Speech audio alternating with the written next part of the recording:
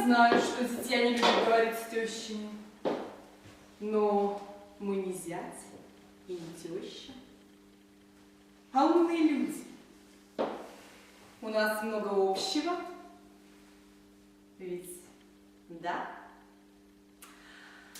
Вы умный человек, Мишель, очень умный, но я тоже не глупа. Я знаю, что мы поймем друг друга. Тем более, я давно собиралась поговорить с вами. Скажите мне, ради всего святого, что вы собираетесь сделать с моей дочерью?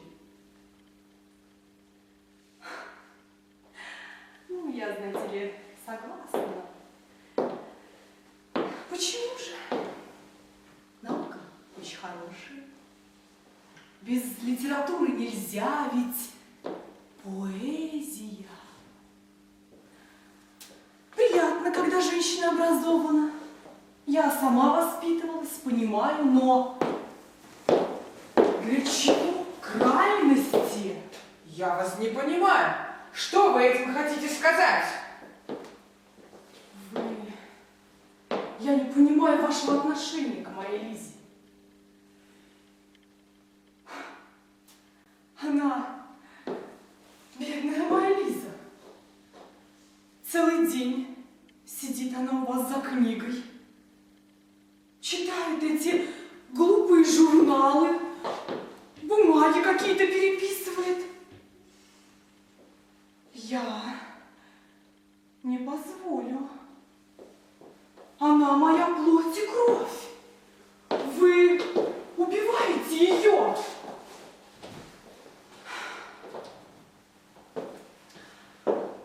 Вы женаты уже целый месяц, а она уже похожа у вас на щепку.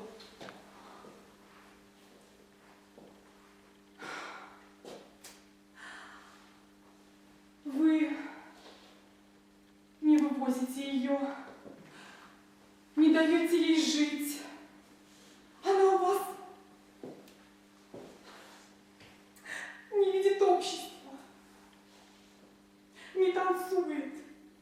И ни разу за целый месяц она у вас не была на балу, ни разу. Ни разу не была на балу от того, что ей не нравятся эти балы и танцы, что это безделье, по ее мнению. И вообще, я ее за это и полюбил, что она считает, что эти все балы и танцы — это пустая трата времени. Поговорите с ней, и вы узнаете, какого она мнения об этом.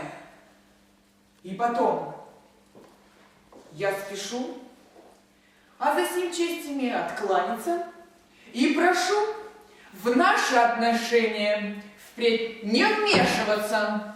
Если Лиза что-нибудь хочет мне сказать, она об этом сама мне скажет. Вы думаете? Неужели вы не видите, как она нема и кратка? Любовь сковала ей язык, и если бы не я, вы бы на нее хомут одели, милостивый государь. Да! Вы тиран и деспот! Ой, извольте же сегодня изменить свое поведение! И слышать ничего не желаю. Не хотите и не нужно. Я бы и разговаривать с вами не стала, если бы не Лиза. Да, она умолила поговорить меня с вами. Умолила? Ну, это вы ложь.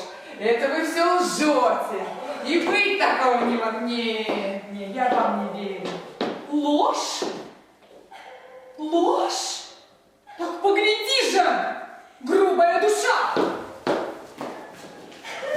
Вот, полюбуйся. Ты слышала? Ну так скажи ж ей, пусть поймет свою дочь. Мама говорит правду, я не ношу эту жизнь, я страдаю. Странно. Ну почему ты со мной об этом не поговорила?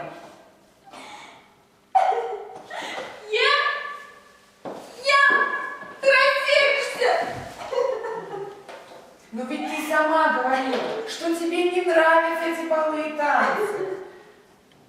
Ты говорила, что полюбила меня за мои убеждения. До свадьбы ты отчаянно убеждала, что тебе ненавистна твоя среда. Откуда в тебе такая перемена? Тогда я боялась, что ты на нем не женишься. Милому пиши, может, зайдешь к Марье Петровне? Вот видите? Теперь убедились?